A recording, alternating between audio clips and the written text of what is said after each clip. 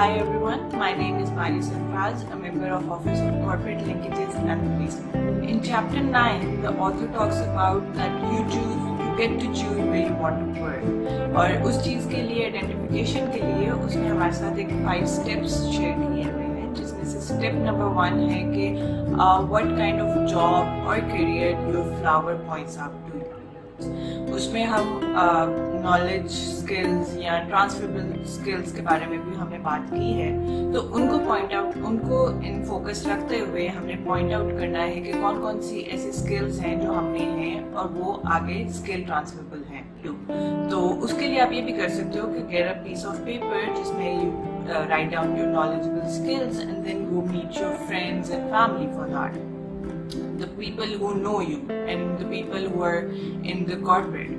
ठीक है, तो उनसे आप जाके मिलोगे and you'll discuss with them कि okay fine, I have these knowledgeable skills or transferable skills, so kindly guide me, इनमें से मैं कौन सी यूज करके किस करियर को ऑप्ट कर सकता हूँ. Another way could be कि for example आपने साइकाइट्री, कारपेंट्री और गार्डनिंग लिखा हुआ है, तो उसमें से you'll figure out कि अच्छा कौन सा ऐसा स्किल है जिसमें ज़्यादा इनपुट लगता है. फॉर एग्जाम्पल जैसे साइकाइट्री है, उसमें you have to go for a degree then practice and in short कि किसका ब्रॉडर ओवरव्यू है कि जिससे आप जाके डिस्कशन करो तो उसमें आपको कोई आउटपुट मिल सके. जैसा अगर फॉर एग्जाम्पल आप साइकाइट्री लेते हो तो you can go to a psychiatrist even if you have to pay a few fee for the discussion with that person, so you can go for that और उससे जाके आप अपने जो भी क्यूरीज हैं वो आप उससे जाके डिस्कस कर सकते हैं. Okay, second step is to try on jobs you want to pursue.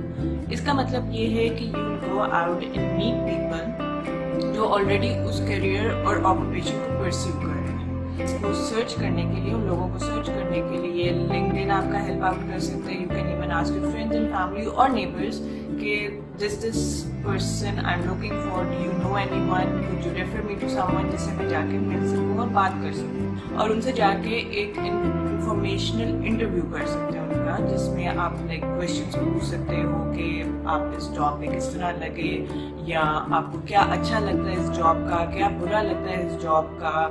इस तरह के क्वेश्चंस जो आपकी नॉलेज बढ़ाए इस फॉर अ सर्टेन करियर और जॉब. और कई दफा ऐसा भी हो सकता है कि when you are doing the question answering तो यू गेट आइडिया कि नहीं, I am not fit for this job या I won't be able to pursue it.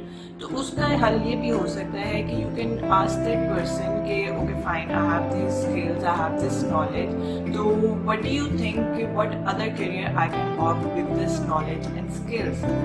Okay, third step जो है दैट इज कि you have to look for organisations which offer such kind of jobs. For example कि आप teacher बनना चाहते हो तो you have to look for places जहाँ पे टीचर्स की जॉब्स अवेलेबल होंगी. फॉर एग्जांपल जैसा स्कूल हो गया, यूनिवर्सिटी, इंस्टीट्यूट्स, एकेडमीज, इस तरह आप जगह ढूंढोगे जिधर आपका सर्टेन करियर की अपॉर्चुनिटीज ऑफर की जाती हैं. उसमें ये भी हो सकता है कि एट टाइम्स जब आप सर्च कर रहे हो तो वहाँ फुल टाइम जॉब अवेलेबल ना हो या वैकेंसीज अवेलेबल ना हो, तो आप ये भी कर सकते हो कि you can look for places which have like for example part time job. Part time job इससे भी हो सकती है कि like you opt for 2 or 3 part time jobs जो अल्टीमेटली कंबाइन होकर आप एक फुल टाइम का इक्वल हो जाए.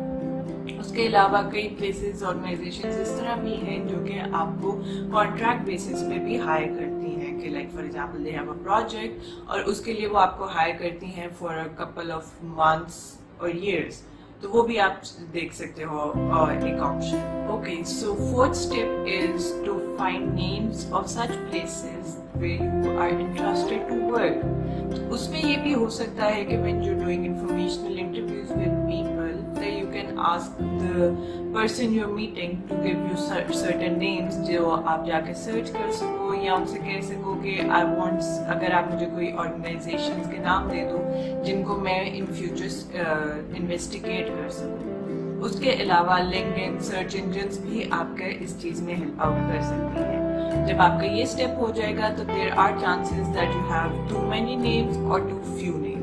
अगर आपके पास बहुत ज़्यादा नाम आ गए हैं तो आप क्या कर सकते हो कि उसके लिए जो आपका फ्लावर है उसको दोबारा यूज़ कर सकते हो. उसमें ऑब्वियसली आपने जॉट डाउन किया हुआ है कि किस टाइप का वर्किंग एनवायरनमेंट आपको चाहिए, किस टाइप की ऑर्गेनाइजेशन में आप काम करना चाहते हो, उसका वर्किंग स्ट्रक्चर क्या होना चाहिए, या उसका प्रेफरेबल आपका लिविंग एरिया कौन सा होगा।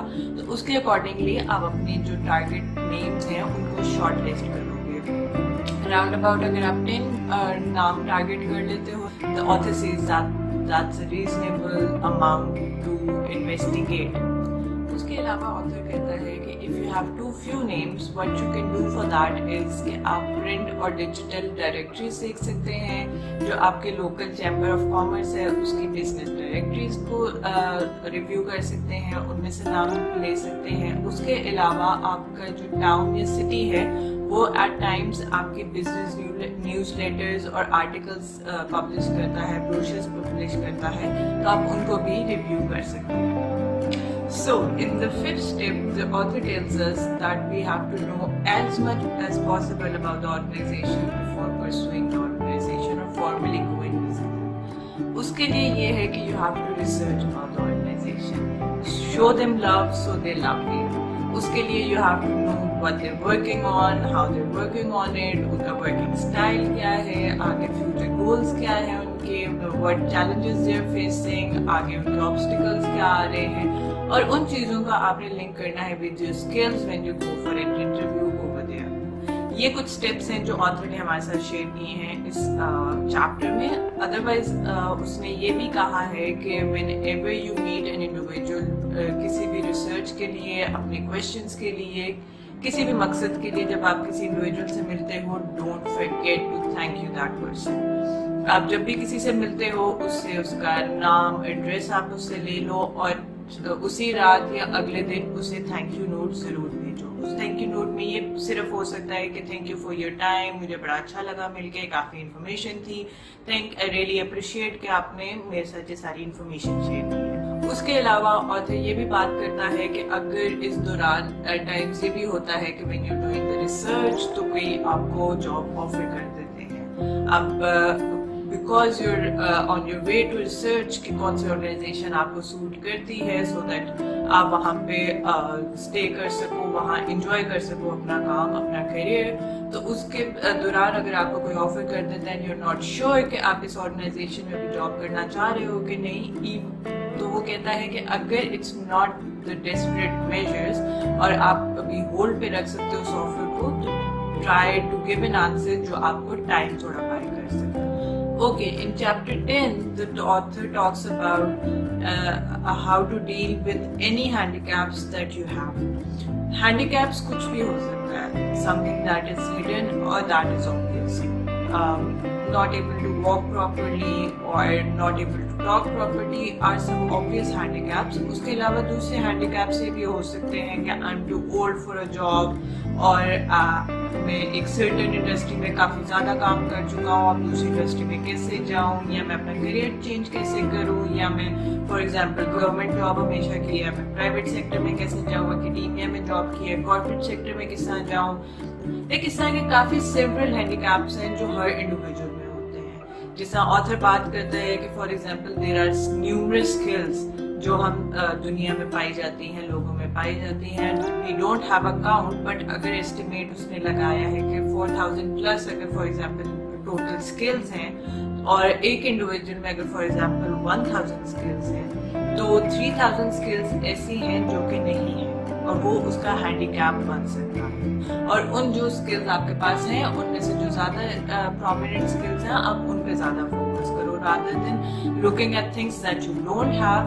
It's better to look for things that you have and to improve them. अच्छा, इस चैप्टर में हमारे साथ author about disabilities and prejudice का भी बात करता है। इसमें they say that disability is something within you, whereas prejudice is something within the employer.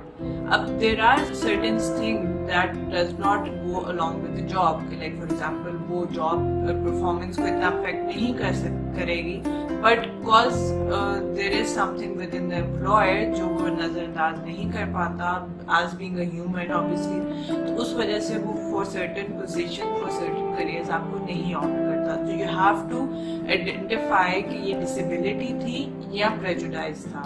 क्योंकि ऑथर ये भी बात करता है कि there are certain type of employees. एक टाइप के एम्प्लॉयज वो हैं जो देखते हैं कि आप में क्या है और आप क्या ऑफर कर सकते हो, और एक वो टाइप एम्प्लॉयज होते हैं जो देखते हैं कि आप में क्या नहीं है और आप क्या चीज जॉब में नहीं कर पाओगे। Do you have to look for employers which look into you as the giver, as the performer?